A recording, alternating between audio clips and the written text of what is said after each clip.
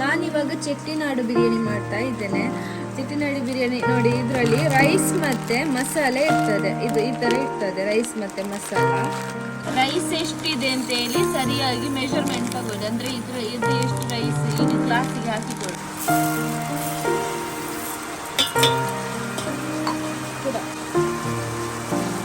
ಒಂದು glass, 2 glass. ಈ glass ಅಲ್ಲಿ ಒಟ್ಟಿಗೆ ಇದು ಇವಾಗ 2.5 ಗ್ಲಾಸ್ ಉಂಟು. ಇದು ಯಾಕೆ ಗೊತ್ತಾ ಮೆಷರ್ಮೆಂಟ್ ತೆಗೆದಿಟ್ಕೊಳ್ಳೋದು ಅಂದ್ರೆ ನಮಗೆ ಇದಕ್ಕೆ ಎಷ್ಟು ನೀರು ಹಾಕಬೇಕು ಅಂತ ಒಂದು ಲೆಕ್ಕ ಸಿಗ್ತದೆ. ಅದಕ್ಕೋಸ್ಕರ ಮೆಷರ್ ಮಾಡಿ ಹಾಕಿಕೊಳ್ಳಿ. ಇದನ್ನು ಸ್ವಲ್ಪ ನೀರಲ್ಲಿ ನೆನೆಸಿಟ್ಕೊಳ್ಬೇಕು. ಅಕ್ಕಿಯನ್ನು ಚಂದ ಹೀಗೆ ತೊಳ್ಕೊಳ್ಳಿ. ಒಂದು 3-4 ಸಲ ಅಕ್ಕಿಯನ್ನು ಚಂದ ತೊಳ್ಕೊಳ್ಬೇಕು. ಸ್ವಲ್ಪ ನೀರು ಹಾಕಿ ನೆನೆಸಿಟ್ಕೊಳ್ಳಿ. ಬೇಕಾಗಿರುವಂತಹ ಸಾಮಗ್ರಿಗಳು ಇದು 800 ಗ್ರಾಮ್ ಚಿಕನ್, ಮೊಸರು, ಗ್ರೀನ್ ಚಿಲ್ಲಿ, ಕೊತ್ತಂಬರಿ ಸೊಪ್ಪು, ಈರುಳ್ಳಿ, ಸ್ವಲ್ಪ ಟೊಮೆಟೊ ಮತ್ತೆ ಸ್ವಲ್ಪ ಪುದೀನ ಸೊಪ್ಪು ಮತ್ತೆ ಚಕ್ಕೆ ಲವಂಗ. ಇದನ್ನೆಲ್ಲ ಸ್ವಲ್ಪ ಹಾಕಿಕೊಂಡ್ರೆ ತುಂಬಾ ಟೇಸ್ಟಿಯಾಗಿರ್ತದೆ. ಮೊಸರು ಹಾಕಿ ಚಿಕನಿಗೆ